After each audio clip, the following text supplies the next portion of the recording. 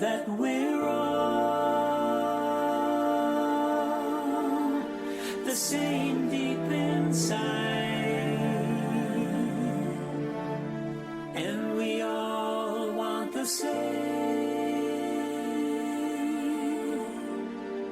the simple and divine,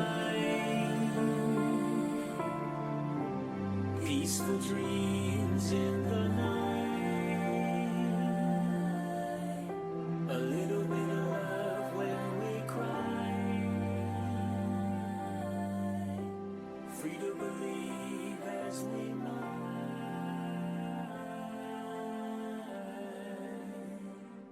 Open your mind.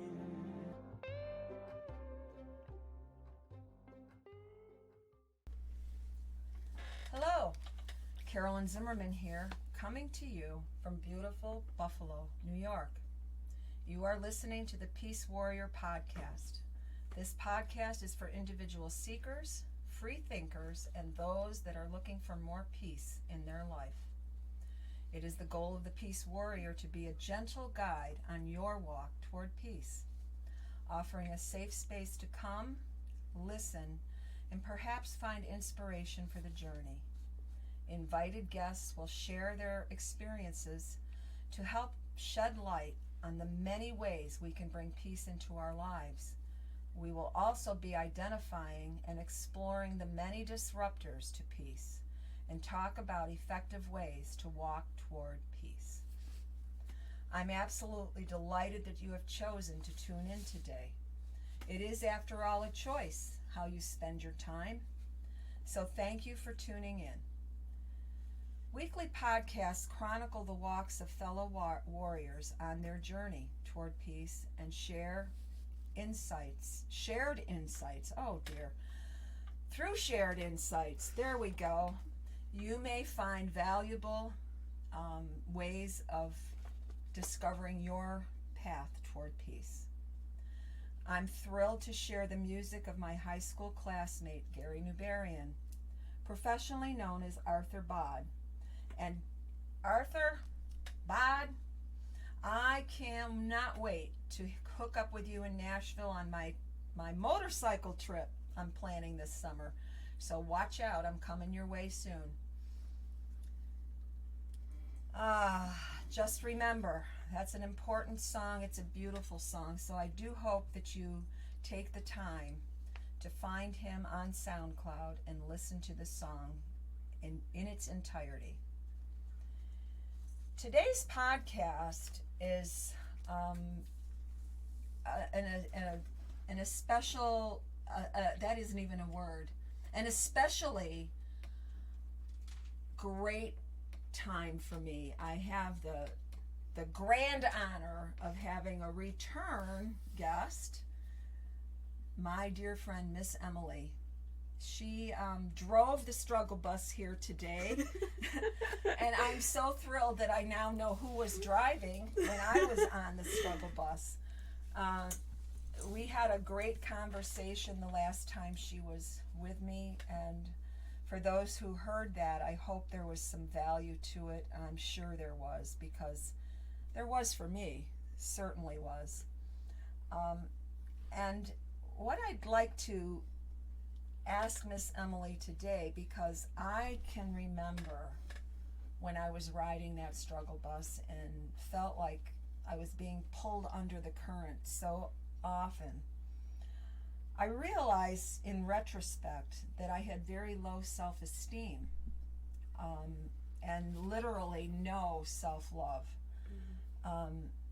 And what I picked up on when we talked the last time you were here was that was a similar experience for you. Definitely. I couldn't really get off the struggle bus until I started to love myself and appreciate who I was as a person. Yeah. And, you know, CJ, in a previous podcast, CJ and I believe Sean or Jules was here during some of those conversations, that learning to love yourself or recognizing that you deserve to love yourself is critical, but it's something we're not taught as children.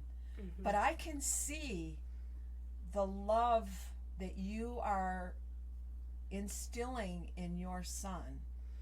And I'll bet he loves himself to pieces. He sure does.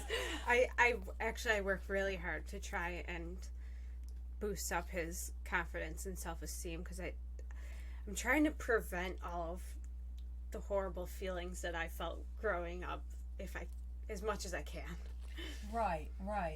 And until I realized that I had to love myself before I'd be any good for anyone else, it was a long ride on that struggle bus. And I've mentioned in past podcasts that sometimes the trip was really bumpy, and hitting the potholes of life, and the windows wouldn't stay up, and there were so many things on that struggle bus that were just disruptors of peace. Yeah. And sanity, total chaos, and just really, I don't like to go back there, but I realize that those experiences are what has put me where I am today, in the position to have someone like you in the room with me who has had similar experiences. And there's so many people out there, especially I believe today, struggling with the brokenness of the world, and brokenness of relationships and family dynamics, and just so many areas of life that, wow. Yeah, I've been looking into a lot of research that's been done around people who believe that their life has meaning and value, and there's so much information about how there are so many people who don't feel like their life has any meaning or doesn't matter, so they're not showing themselves love. And when we live in a world where we don't believe that we matter or that the people around us matter, that's when you see what our world looks like today. And by connecting to one another and showing each other love and showing ourselves love, so much healing can take place. Yes. Self-love or self-care can change a person. Yes, absolutely. Yes. I routinely meet people where I can just pick up on the fact that they have not realized that they matter. That they can make a difference just by connecting with another human being. Human beings are meant to connect. And this past year, in my opinion, has been a huge disruptor, not only in our peaceful way of life, but it's like a disturbance in the force. And I guess I'm thinking of that because May the 4th is coming. May the 4th be with you. I don't know, but there's been such a disturbance in everyone's life this past year, which has compounded all of the things that we deal with on a regular basis. Yeah. And probably, no, I think it's not probably, it's probably absolute made things worse for so many people. Definitely. I mean, you mentioned that we need to connect with other humans. That's how we find joy and peace and purpose, and allowing ourselves to be vulnerable with one another. But it's hard to allow yourself to be vulnerable when you're separated by screens because you can't get close, or you're a certain distance, and if somebody wants to be vulnerable and they start crying, you can't comfort them. There's Right. so many things that it impacts how people interact with each other right now, and for all ages, everybody, and I feel like this is stuff that further leads to division among people. Yeah. And what is going to be the lasting effects? That is something that I've been thinking about a lot. I see children that are struggling, can't be with their friends, can't be in school. Their whole life schedule, just like ours, has been, it's like thrown in a blender Yeah. and spun, and we don't know. It's just nuts. And it must be so confusing for especially younger kids because they just think this is normal. So it's gonna create so much chaos when things start to return to more normal, or when they go back and are around people, and and this whole thing with the mask, like only seeing half of a person's face is very disconcerting, disrupting. Well, for example, when I did a drum circle 2 or 3 weeks ago for the first time in over a year, and there were people there that it took me nearly 30 minutes to realize who they were. I had to hear them speak. I couldn't see their face, and it was like, oh my gosh, it's so crazy. That's sometimes a word that is frowned on, but it is crazy. It is. And I think it's hard with the masks because we haven't seen people smile in a year. And Emily, it's interesting that you say that. I actually have a clear mask. I love that. Yeah, it's called the Ghost Shield, virus shield. It is made in the United States. And Ghost Shield, if you hear this, yes, I will be your ambassador. It is an amazing mask that just attaches adhesively to your nose, and everyone can see your smile. And it actually worked with my microphone, which was wonderful. I wasn't sure how that was going to work, but I've been using that mask almost the entire time through this, whatever you want to call this past year. I have some bad words I'd like to call it, but I will not. But I had an experience a few weeks ago. I have been privileged to continue working with my littles. I call them my littles. My kids at Child and Family Services throughout the past year. I've been with them on a weekly basis, drumming with them. I'm like a constant in their life, and we've become so close. But at one point in one of the circles, a young man that I would adopt in a heartbeat if I were younger, and well, I am aging in reverse, so who knows. He looked at me at one point during the circle and he said, "Miss," and I said, "Yes." He said, "Are you upset?" And I said, "No, I'm not upset. Why?" He said, "You're not smiling." And I went, "Oh, I said, "I didn't realize I wasn't smiling. I must have been thinking about something that I wanted to say to you kids." And he said, "Well, you upset me a little, miss, because you're always smiling." Aww. You're always smiling. And that really brought that home to me. Like, nobody is seeing the smiles of another human being except me.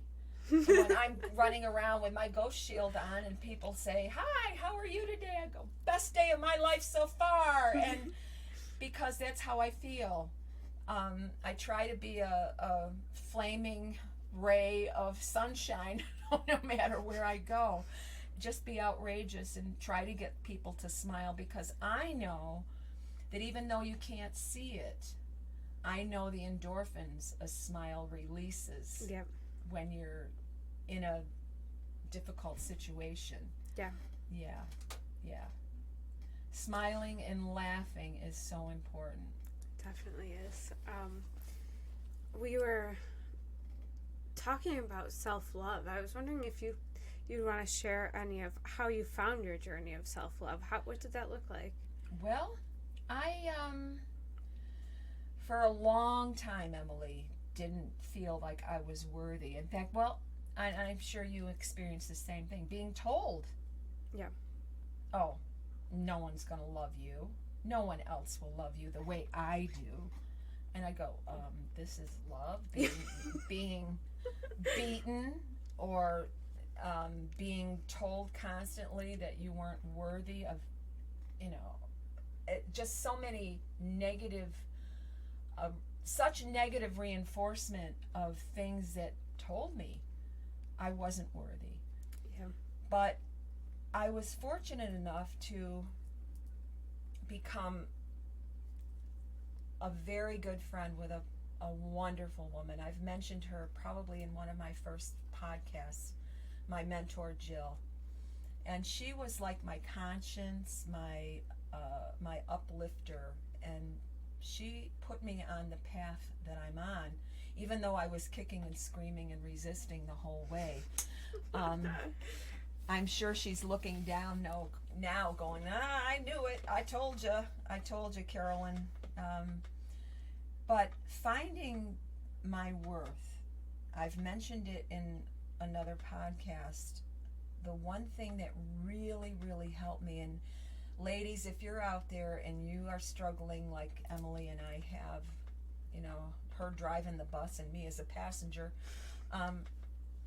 there is a book I'd love to suggest. It's called A Woman's Worth by Marianne Williamson. And that really, really, when I read that book, it reinforced everything that Jill had tried to stuff in my head and I was resisting. And I don't know, maybe it was just hearing it in a different form. But when I started to acknowledge and accept that I was worthy and that I had strengths and power and wow, Pandora's box was open. Could no longer put all that stuff that I was learning back in and forget about it. Once you discover it, unless the mind sucker comes along, you cannot. Yeah. Once it's there, once that seed germinates, there's no stuffing it back. Definitely. Yeah. I agree with that. So thank you for asking, because sometimes it feels good to speak it. It feels good to speak your truth. Absolutely. Yeah. And have someone that will listen. Yeah. that helps too. And I'll bet you remember, because I frequently ask this in drum circles. Have you ever felt like no one's listening? Do you remember me saying that? Yeah. You remember me saying that? And because for how long was no one listening? How long? We were being told how to think, how to feel, where to look, how to do everything. What we could do for work or couldn't do for work. Right. School. Yeah. Yeah. Every decision made. Every decision made for you. And it felt so awful. And I just will not ever go back there again. Never, ever, ever. Me either. Got no plans of that. Nope. We are no longer driving or riding the struggle bus, but we can sure guide you if you are. One small thing that has helped me a lot with my journey for self-worth and self-love is positive affirmations. They seem so simple, but they really have a powerful meaning. Yes, and I'm really glad that you brought that up, because I teach yoga, and in this morning's class, as I was wrapping up the class, knowing I was going to come home and I would be with you shortly, and I was, my brain can and frequently does deviate from the path I think I'm on. So I'm wrapping up the class in my normal way, and suddenly I was moved to say, I looked at everyone, and everyone thought the class was over, and I said, no, one more thing. And I said, first me, then you. Y'all are going to repeat what I say. I said, take a deep breath, put your arms up over your head, repeat after me. I am powerful. You should have heard it. Oh, my word. It was amazing. positive affirmations. Positive affirmations. I have a little routine that I do when I'm doing my 3-minute plank. I'm actually up to 3 minutes, and Nice. it is hard. And when I start to want to give up, I keep saying to myself, I am love, I am light, I am strong, I am beautiful, I am powerful. And I just go through these positive affirmations, and the next thing I know, Alexa's beeping that my 3 minutes is up because I use her as my timer. That's amazing. Well, I don't know how amazing it is, but it's what gets me through. But again, just recognizing that we can be who we're meant to be, who we come to the planet. We come to the planet with full of potential. We're infinite possibilities.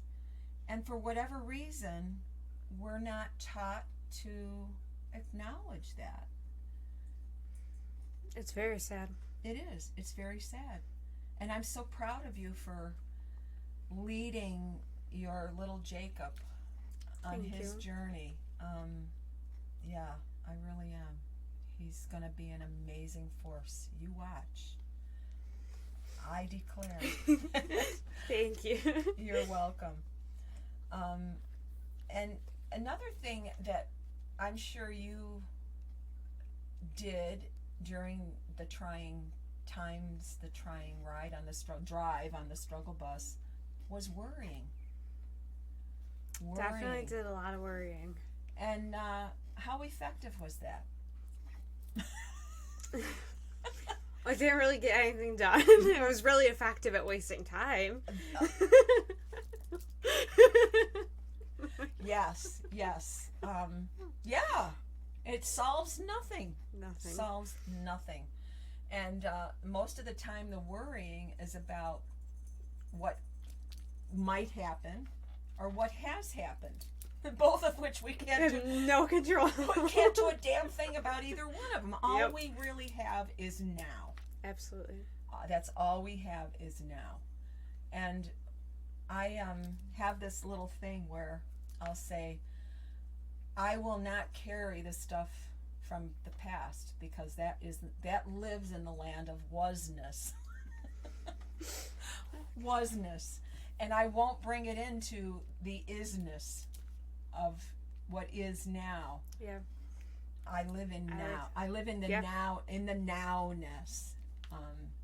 And I won't even project as to what could or might, but I know that good things will happen if that's what I focus on, because thoughts become things. Absolutely. And I love that you use positive affirmations.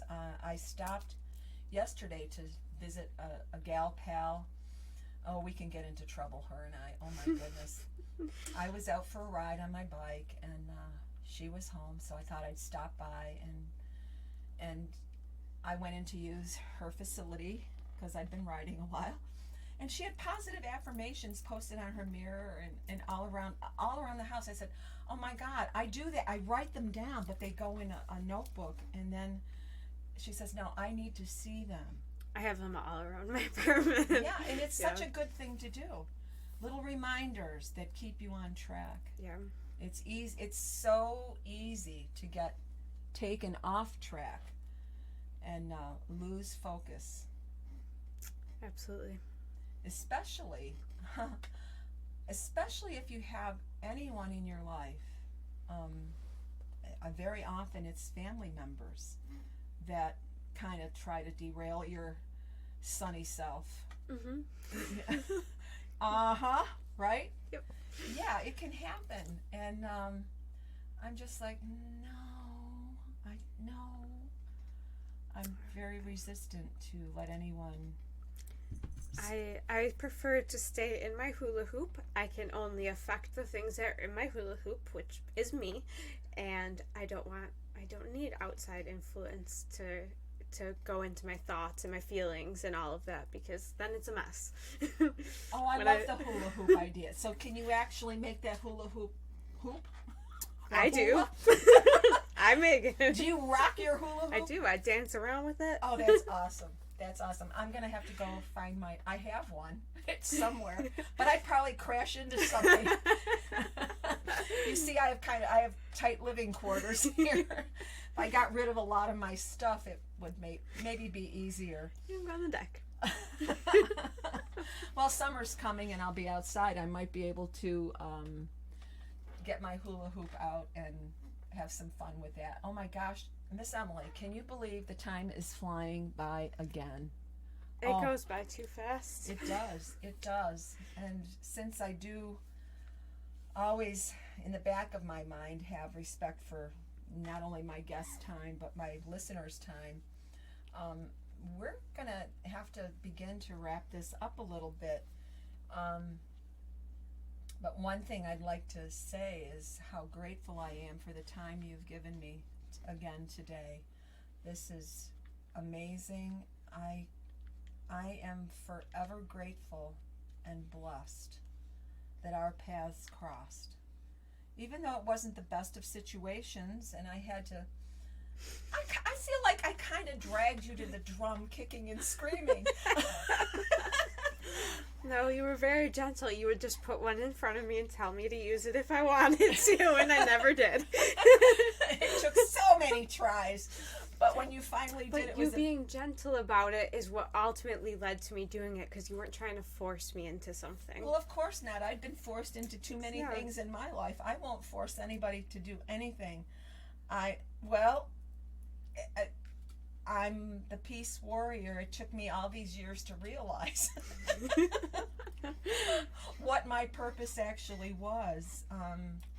And I'm having so much fun with it. I really am. And I want to thank you so much for not only agreeing, but I feel like you kind of jumped in with both feet and was so willing to indulge me in my whatever this is.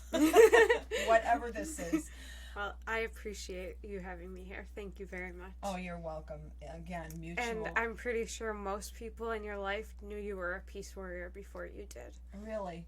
Because, when I called, I didn't call, but I have a friend who lives in Ohio who we, stay connected through Messenger and things. And the day that I was really struggling with podcasts, what am I going to call this thing? And words were coming to me and I just messaged her and we went back and forth and back and forth and back and forth. And I went, first I said peaceful warrior. Well, that was already taken. It's a book somebody wrote. And I said, well, I'm a warrior. I know I am. I have a purpose. I just don't know what it is. I'm figuring it out. And I said, I have to revolve around peace. So I said peace warrior. She goes, that's it. I love it. That's it. And then I said, well, War and Peace. That's a book. War and Peace. And then I went, well, I am a warrior for peace. And it's just, It feels right. And so thank you for indulging me and recognizing that I guess I'm on track. I'll be told if I'm not, I'm sure. But in any case, to wrap this up and respect everyone's time and wow. Again, leave our audience with 3 thoughts.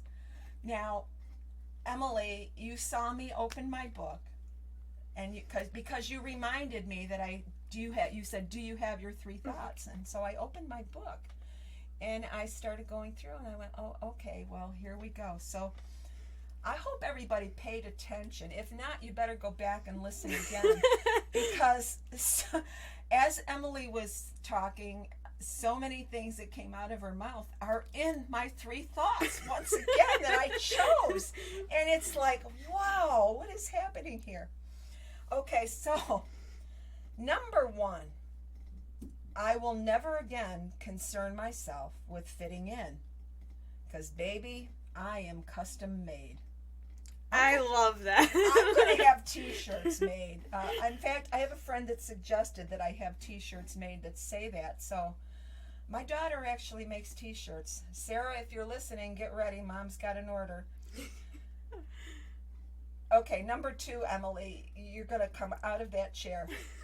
Worrying is a waste of time. It changes nothing. It messes with your mind and steals your peace and happiness. Isn't that amazing? Number 3, never hide your magic because others feel uncomfortable. The universe gave you gifts, so use them. And I'm just going to add to that. So use them, damn it. I like that. Use your gifts. You've got them. And if you haven't discovered them, start asking the questions. Get quiet, ask the question, because the universe will provide the answers. I know that for sure. Every time I get quiet and ask questions, the answers come, and sometimes they're scary, like podcasts. I don't know nothing about no podcasting, but I'm learning. And I'm having fun, which I will remind our listeners that fun is my favorite F word. And then there's friends and food and family, and the list can grow. So in closing today, I want to thank you all for listening. I want to again thank Emily for being here. Please do take the time to listen to my high school classmates' SoundCloud. Arthur Bod, he's got some beautiful music there that he's written, produced, and sings, and wow, he's come a long way since high school, that's for doggone sure. But I do remember why we called him the Bod. So funny. It's a funny story. Maybe one day I'll get permission to tell it.